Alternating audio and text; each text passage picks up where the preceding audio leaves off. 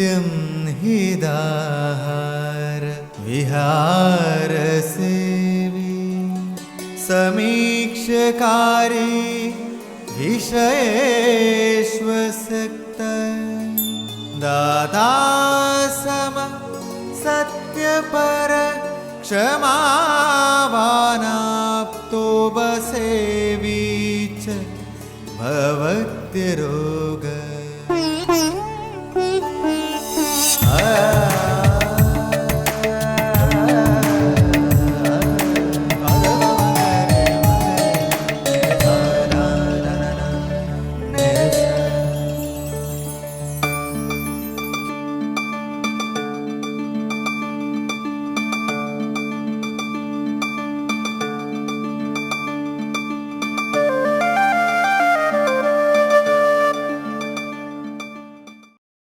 സാധാരണയിൽ കൂടുതലഴിഞ്ഞ് കൂടുതൽ പ്രാവശ്യം കൂടുതൽ അളവിൽ മലം വിസർജിക്കപ്പെടുന്നതാണ് അതിസാരം.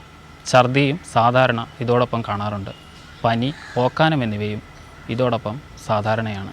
വയറുവേദനയും ഉണ്ടാകാം. ആമാശയത്തിൽ ദഹിക്കാതെ കിടക്കുന്ന ഉപദ്രവം ഉണ്ടാക്കാനിടയുള്ള പദാർത്ഥത്തെ ശരീരം സ്വയമേവ ശരീരത്തിൽ നിന്ന് പുറന്തള്ളുന്നതാണ് അതിസാരം. ഇതിൻ്റെ ഫലമായി നമ്മുടെ ശരീരത്തിന് വളരെയധികം ആവശ്യമുള്ള ജലാംശവും വിവിധ ധാതു ലവണങ്ങളും ശരീരത്തിൽ നിന്നും നഷ്ടമാകുന്നു. ഇതിനെ നിർജ്ജലീകരണം അഥവാ ഡീഹൈഡ്രേഷൻ എന്ന് പറയുന്നു. ഇവിടെയാണ് ORS പോലെയുള്ള പാനീയങ്ങളുടെ പ്രസക്തി. എല്ലാ വീടുകളിലും സൗജന്യമായും സുലഭമായും ലഭിക്കുന്ന വിവിധ തരം പാനീയങ്ങൾ ഇത്തരം അവസ്ഥ ഉണ്ടാകാതെ ഇരിക്കുന്നതിനായി നമുക്ക് ഉപയോഗപ്പെടുത്താവുന്നതാണ്.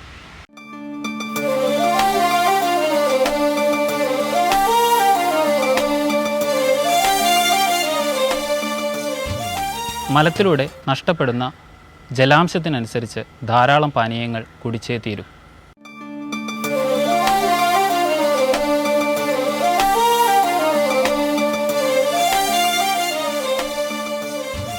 അതിസാര പ്രതിരോധ മാർഗങ്ങളിൽ പ്രധാനമായുള്ളത് ദഹനശക്തിക്ക് അനുസൃതമായി മാത്രം ആഹാരം സേവിക്കുക എന്നതാണ്.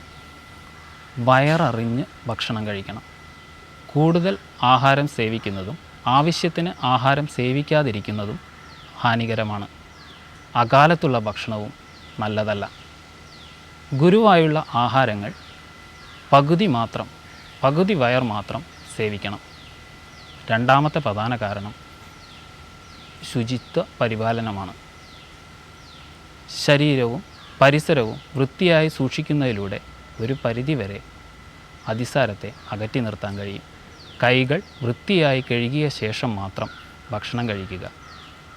അന്നപാനങ്ങൾ വൃത്തിയുള്ള പാത്രത്തിൽ അടച്ചു സൂക്ഷിക്കുക. പൊതുസ്ഥലങ്ങളിൽ മലമൂത്ര വിസർജനം നടത്താതിരിക്കുക. കടകളിലും മറ്റും തുറന്നു വച്ചിരിക്കുന്ന ആഹാരം കഴിയുന്നതും വാങ്ങി ഉപയോഗിക്കാതിരിക്കുന്നതാണ് നല്ലത്.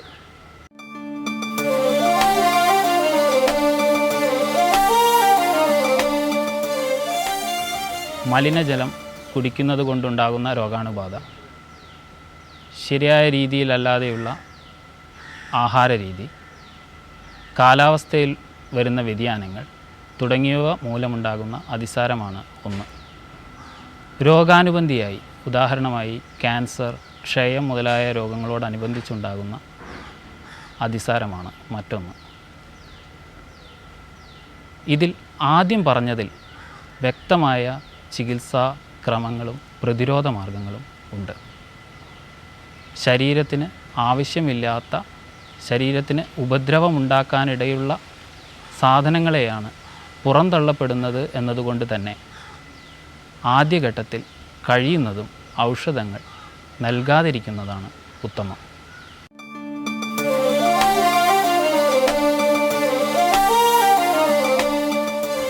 ദഹിക്കാതെ കിടക്കുന്ന ആഹാരമോ ശരീരത്തിന് ഉപദ്രവം ഉണ്ടാക്കിയേക്കാവുന്ന ചില വസ്തുക്കളോ ആണ് പുറത്തു പോകുന്നത് എന്നതുകൊണ്ട് തന്നെ തുടക്കത്തിൽ അതിസാരത്തിന് ഔഷധങ്ങളൊന്നും നൽകാതിരിക്കുന്നതാണ് നല്ലത്. അതേസമയം തന്നെ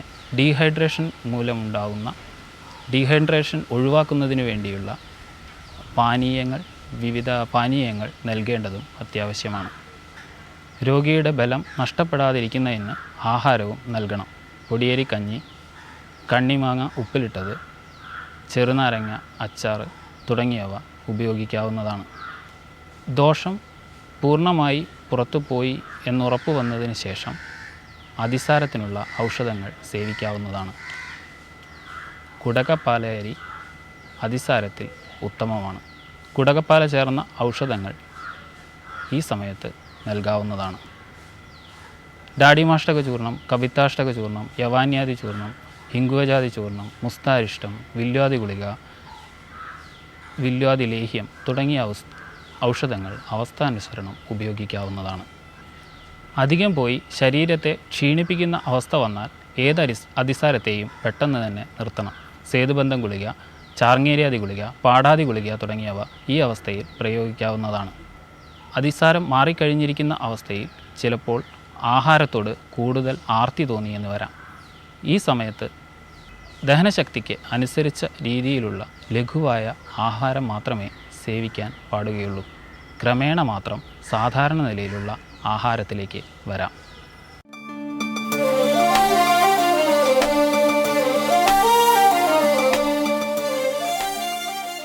ഏതെങ്കിലും രീതിയിൽ രോഗി ഒരു അപകടാവസ്ഥയിലേക്ക് നീങ്ങുന്നതായി കണ്ടാൽ ഉടനെ തന്നെ രോഗിയെ ഹോസ്പിറ്റലൈസ് ചെയ്യുകയും രോഗിയെ നിരീക്ഷണത്തിൽ വയ്ക്കുകയും തക്കതായ ചികിത്സകൾ നടത്തുകയും ചെയ്യേണ്ടതാണ്. ഭക്ഷ്യവിഷബാധ പോലെയുള്ള അവസ്ഥകൾ ഉണ്ടാകാനുള്ള സാധ്യതയുണ്ട്. ഇത് മുന്നിൽ കണ്ടുകൊണ്ട് വിവാഹം പോലെയുള്ള അവസരങ്ങളിൽ വേണ്ടത്ര മുൻകരുതലുകൾ സ്വീകരിക്കേണ്ടതുണ്ട്.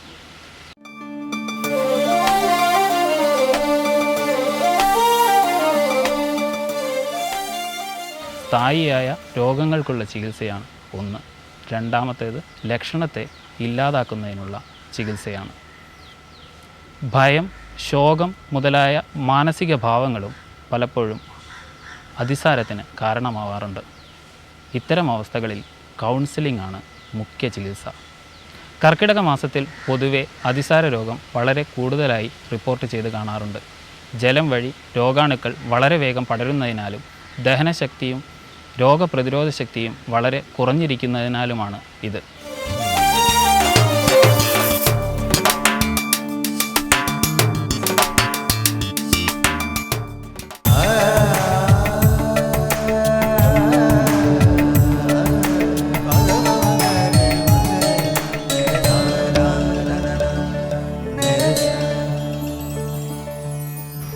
കേരളത്തിൽ അത്യപൂർവമായി വരുന്ന ഒരു ഔഷധിയാണ് മരമഞ്ഞൾ.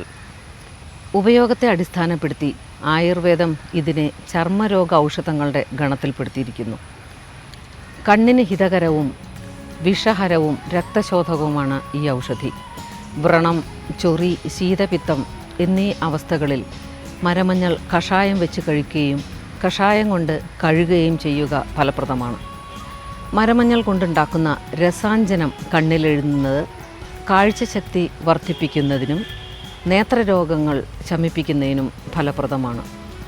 മരമഞ്ഞളിൻ്റെ നീരെടുത്ത് 10 മില്ലി അത്രയും തന്നെ തേൻ ചേർത്ത് കഴിക്കുന്നത് മഞ്ഞപ്പിത്തവും മറ്റ് യകൃത് വികാരങ്ങളും ശമിക്കാൻ നല്ലതാണ്.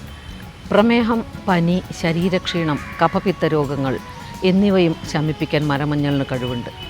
വടക്കേ ഇന്ത്യയിൽ ഉടനീളം ബെർബെറിസ് അരിസ്റ്റേറ്റ എന്ന കുറ്റിച്ചെടിയുടെ തൊലിയാണ് മരമഞ്ഞളായി ഉപയോഗിച്ചു വരുന്നത്.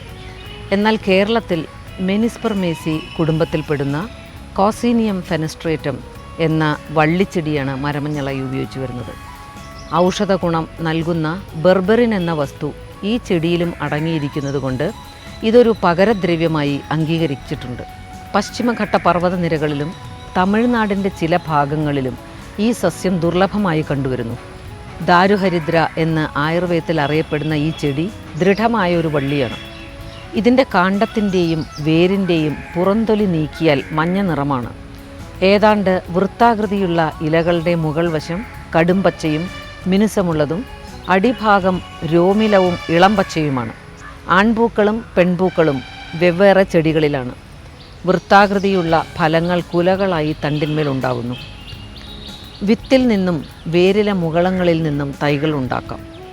കായിക പ്രജനനം നടത്തുമ്പോൾ മുറിച്ചെടുത്ത പെൻസിൽ വണ്ണത്തിലുള്ള തണ്ടുകൾ 24 മണിക്കൂർ നേരം ഹോർമോണിൽ മുക്കി വച്ചതിന് ശേഷം വളമണ്ണ് നിറച്ച പോളിത്തീൻ കവറുകളിൽ നടുകയാണ് ചെയ്യുന്നത്. വേഗത്തിൽ വേര് പിടിക്കുന്നതിന് വേണ്ടിയാണ് ഇപ്രകാരം ചെയ്യുന്നത്. എല്ലാ കാലാവസ്ഥകളിലും ചുറ്റുപാടിലും വളരില്ല എന്നതുകൊണ്ടും വളരെ പതുക്കിയാണ് മരമഞ്ഞളിൻ്റെ വളർച്ച എന്നതുകൊണ്ടും സാധാരണയായി ഈ ഔഷധി കൃഷി ചെയ്യപ്പെടാറില്ല.